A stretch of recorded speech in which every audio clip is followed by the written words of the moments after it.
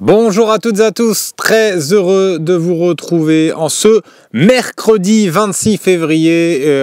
On va évidemment revenir sur l'actualité de l'Olympique de Marseille dans cette OM au café. Je vous salue à tous, salut le chat YouTube qui est bien connecté, le chat Twitch également. Je vois que vous lancez déjà des débats. Écoutez, ça va, comment va, me demande Sauna 13. Ça va plutôt bien. On a passé hier, j'étais en repos, donc on a un petit peu, mais bon, on a suivi quand même l'actualité de l'Olympique de Marseille. Même quand on est en repos, on n'est jamais vraiment en repos. Avec cette info, voilà, je vois qu'aucun de non, c'est Olympien 22 qui le donne cette info qu'on a donnée également sur le Phocéen. C'est Stéphanie Frappard qui sera à l'arbitre et au sifflet, qui sera au sifflet dimanche soir contre le FC Nantes. Donc voilà. J'ai vu aussi une question passer. On va commencer les débats, hein. Je vous rappelle le petit sommaire de l'émission comme d'habitude. Là, c'est l'OM en question pendant 15 minutes. Je vais répondre à vos questions, je vais prendre vos messages aussi dans le chat.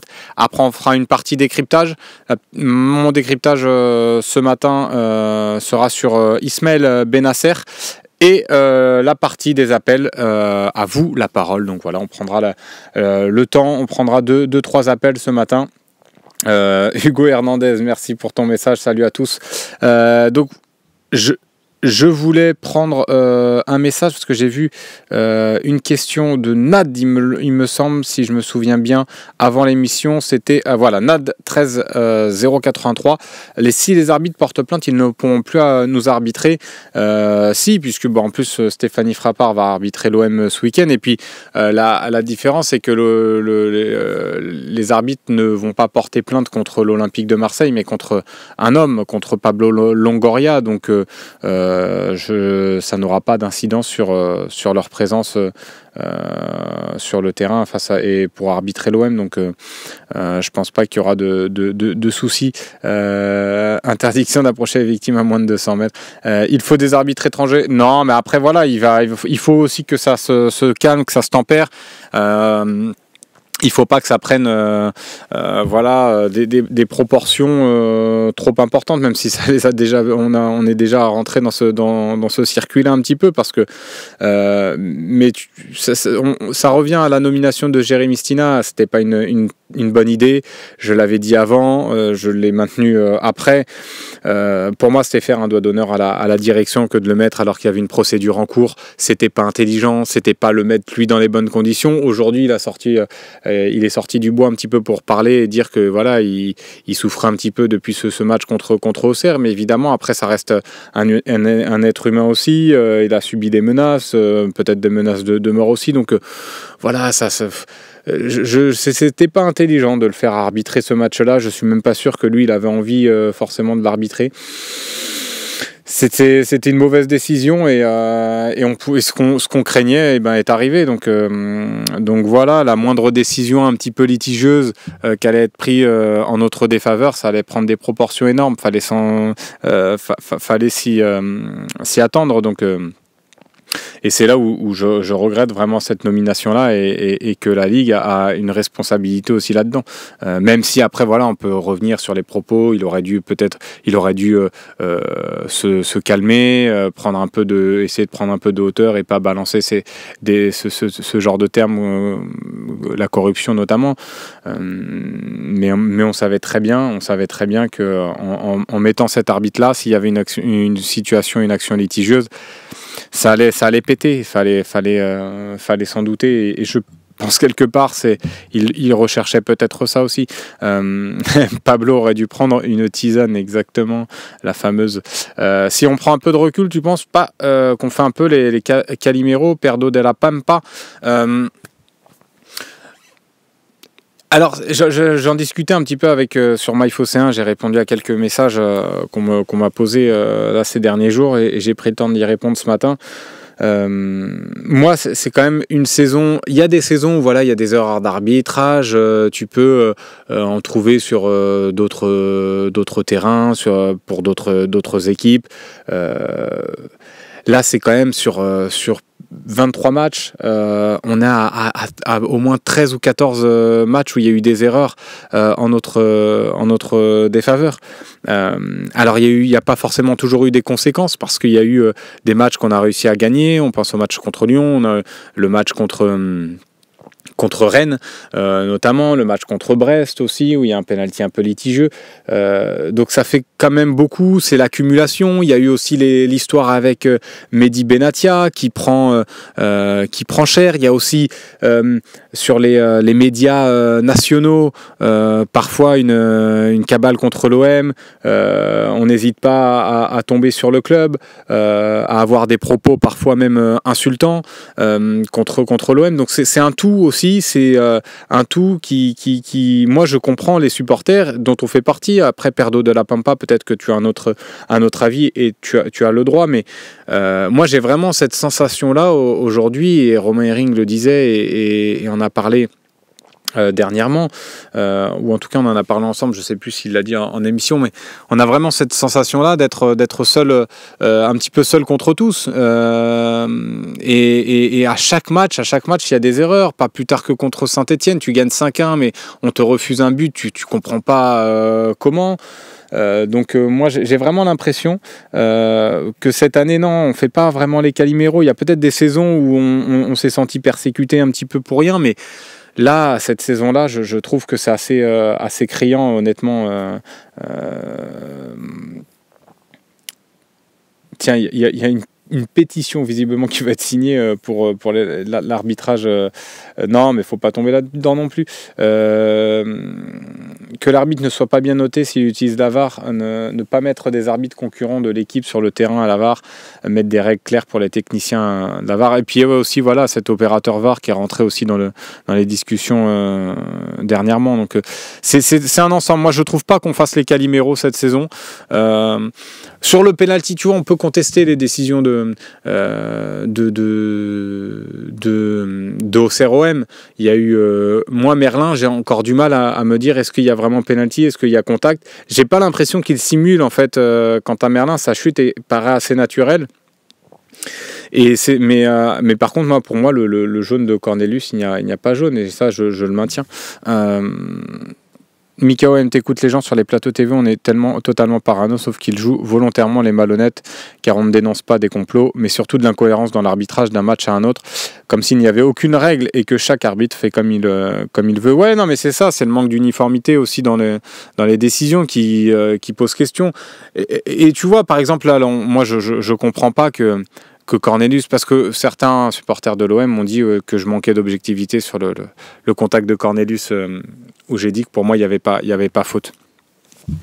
J'étais pas encore au Phocéen, mais le contact d'Isasi Harit, moi je disais c'est malheureux en fait qu'Amin Harit soit blessé. Malheureusement le tacle est sur le ballon, alors il est un peu viril, mais ça reste correct à mon sens, et c'était triste parce que Harit ratait la Coupe du Monde, se blessait, en plus il faisait une bonne saison à cette époque-là.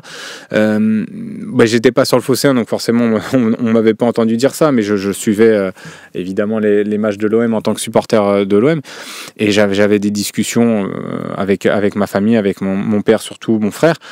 Et moi j'avais dit non, pour moi il mérite pas rouge parce que le tacle est sur le ballon. Après voilà, c'est malheureux dans la continuité du geste, le genou est emporté. Et c'est vrai que c'est triste pour Harit, mais voilà, ça reste un sport de contact. Malheureusement, des fois tu te blesses, et pour moi il n'y avait pas rouge. Donc si je tiens ce discours-là, et c'était pour le coup une décision contre l'OM. Si je tiens ce discours-là, moi je peux pas te dire qu'il y a rouge pour Cornelius ni jaune. Pour moi, il fait son intervention. Après, en plus, il enlève. Si on regarde bien l'action, son pied, il le retire, et après il va percuter Ahmed Traoré, mais à aucun moment pour moi il y a jaune. L'opsi, tiens, c'est vrai que toi t'aimes pas dès qu'on met le mot Harit dans une phrase, c'est vrai que toi ça te dérange. Slim tout part de la mauvaise réaction et de langage de Benatia, que j'approuve d'ailleurs, mais jouer les gros bras avec le corps arbitral, c'est un suicide annoncé. Ouais, mais c'est un suicide annoncé pas pour tout le monde. C'est Eddie Torquay qui me dit ça sur YouTube. C'est un suicide annoncé quand c'est l'OM, j'ai l'impression, parce que moi j'ai vu des directeurs sportifs, j'ai vu Luis Campos à plusieurs reprises, et là dernièrement contre Toulouse, on l'avait vu contre Lens, insulter les joueurs lensois, leur dire ferme ta gueule. Voilà, on va dire ce qu'il avait dit, mais ou Vogel, ta gueule à Sotoka. Et visiblement, il n'a pas été expulsé pour ça. Il y a même eu une analyse, on a dit non, il n'y a pas eu de propos injurieux de Campos. Donc, quand tu vois ça, les agissements de certains, et que tu vois les décisions prises à l'encontre de Mehdi Benatia, tu es obligé de te dire, et ça fait quoi ce que disait Perdo de la Pampa, il me posait la question, tu es obligé d'être à un moment donné presque parano, et tu te dis, on nous en veut. Et je pense que cette saison-là, c'est assez parlant. Et ouais, et pareil, tiens, je prends beaucoup tes messages, Perdo, ce matin, et Thiriez qui s'excuse auprès de Nasser, j'en ai parlé lundi, quand il avait dit, désolé pour cet arbitrage terrible, non mais il va presque lui lécher les pieds. T'as jamais vu un arbitre ou le président de la Ligue venir face à Pablo Longoria et dire, par exemple, après le match contre Nice, où il expulse Cornelius, une honte cette expulsion aussi, aller dire, excusez-moi, Monsieur Longoria, pour cet arbitrage terrible. T'as jamais vu ça quand il s'agit de l'OM. Donc forcément, tu te sens à un moment donné plus mal jugé par rapport aux décisions et par rapport à cette ligue-là. Donc soyons plus intelligents, me dit tiens Slim, il s'appelle comme moi le pseudo sur YouTube. Soyons plus intelligents qu'eux s'ils en veulent à l'OM. Mais c'est pour ça que voilà, je pense que Pablo Longoria, ça a été la goutte d'eau qui a fait déborder le vase. Il aurait pas dû réagir comme ça. Mais quelque part, voilà, c'est un passionné, je peux aussi comprendre. Mais en réagissant comme ça, en fait, il donne du grain à moudre à ceux qui nous attendaient au tournant.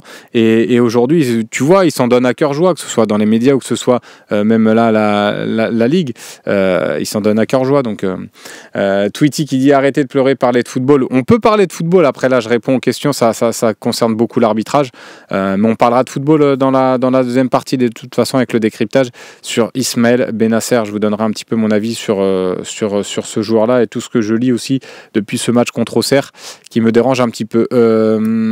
Jamais ils se remettent en question ces gens-là, Thiriez, Campos, Létang, Florian Maurice, eux ont le droit de tout sauf être lynchés en place publique. Voilà, non mais Létang, parce que Létang, il est arrivé calme devant les médias, parce qu'il présente bien, parce que les gens l'aiment bien. Olivier Létang, c'est Olivier Létang, donc ça va déranger personne. Et c'est pareil à l'époque de Lyon, vous voyez Jean-Michel Aulas, il n'était pas toujours classe et parfois ça arrivait qu'il pète les plombs en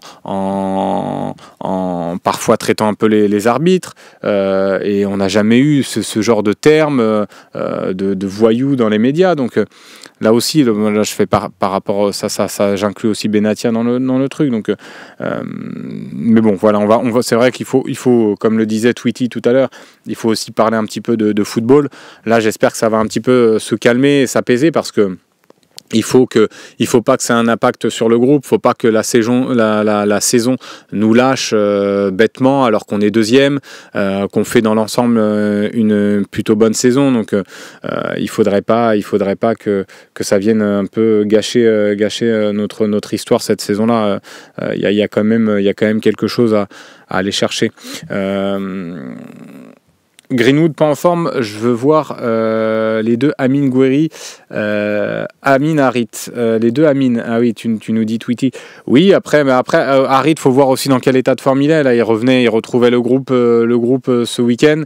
Je suis pas sûr qu'il soit apte à jouer un match, en tout cas à jouer 90 minutes. Pour l'instant, c'est vrai que Greenwood passe un peu à côté. Mais je suis même pas sûr que Harit, tu vois, fasse mieux que lui. Tu as besoin aussi d'avoir un joueur, alors il est moins ailier maintenant, mais d'avoir un joueur offensif comme ça qui est capable d'aller percuter, d'aller faire mal, même si c'est ce on peut lui reprocher en ce moment parce qu'il est un peu, il traverse un peu une mauvaise passe, mais il faut pas non plus l'accabler plus que ça. Ça reste un jeune joueur, il a 21-22 ans, il apprend aussi, donc il est en phase aussi d'apprentissage, mais c'est sûr qu'en ce moment c'est insuffisant, je trouve, ce qu'il fait. Le match contre Auxerre m'a vraiment déplu, mais le problème c'est que tu as personne derrière. Je trouve pas que Harit soit forcément en forme pour le remplacer tout de suite, et puis Jonathan Rowe n'a pas forcément montré de belles choses ces derniers temps, même si contre Saint-Etienne c'était un peu mieux, donc pourquoi pas voir Rowe, mais ou peut-être le voir un peu plus tôt. Contre Auxerre, il est rentré un peu tard à mon goût. Il est 11h15, on va passer à la première coupure pub de cette émission avant de passer au décryptage. Donc la petite coupure pub et puis on se retrouve juste après. Marine, n'hésite pas à me dire quand c'est lancé la pub, comme ça on est au point. Parfait. Donc voilà, on va continuer à prendre quelques petits messages pour ceux qui sont encore abonnés. Greenwood, il se sent marseillais comme moi je me sens mexicain, Nico Helmut. Non mais c'est vrai qu'il donne cette impression parfois des fois ça veut rien dire, parfois un petit peu de suffisance. Je pense qu'après il a une nonchalance aussi un peu naturelle, c'est sa façon d'être, mais des fois qui peut être agaçante quand le match par exemple tourne mal, mais c'est vrai que par contre j'avais aimé son attitude le match contre Lille où il avait fait beaucoup d'efforts, j'avais trouvé combatif, et c'est vrai que ce Greenwood là je l'ai plus trop revu depuis, et c'est dommage parce que j'avais l'impression qu'il passait aussi un petit cap, et comme toi Jamal, je pense que De Zerbi ne changera plus son jusqu'à la fin de la saison. Le schéma restera le même. Après, il y aura peut-être des ajustements en fonction des blessés, des suspendus. Là, tu vois, on va avoir Cornelius qui va être suspendu. Donc, à mon avis, tu vas retrouver Kondogbia en défenseur gauche avec Balerdi et Murillo. Et puis après, au milieu, ça peut peut-être un petit peu changer en fonction de l'état physique peut-être de Benasser, en fonction aussi du niveau de Højbjerg, parce qu'on pourra en parler aussi du niveau de Højbjerg. Et offensivement, voilà, j'ai du mal à voir Maupay à la place de Guiri peut-être, mais je suis pas sûr que ce soit forcément mieux. Et Rabiot, pour moi, il est pas forcément bougeable, comme Greenwood pour l'instant. Donc à voir, mais je suis un peu comme toi, Jamal, je pense pas qu'il changera, il va vraiment bousculer son 11. Benny Benatia, alors le numéro on l'affichera au milieu de la partie de la deuxième partie dans le décryptage, et tu pourras l'appeler, il sera affiché à l'écran, et si jamais toi tu ne regardes pas l'émission, je le donnerai à voix haute. Et bien parfait, la pub est terminée, on va pouvoir passer à la deuxième partie, le décryptage.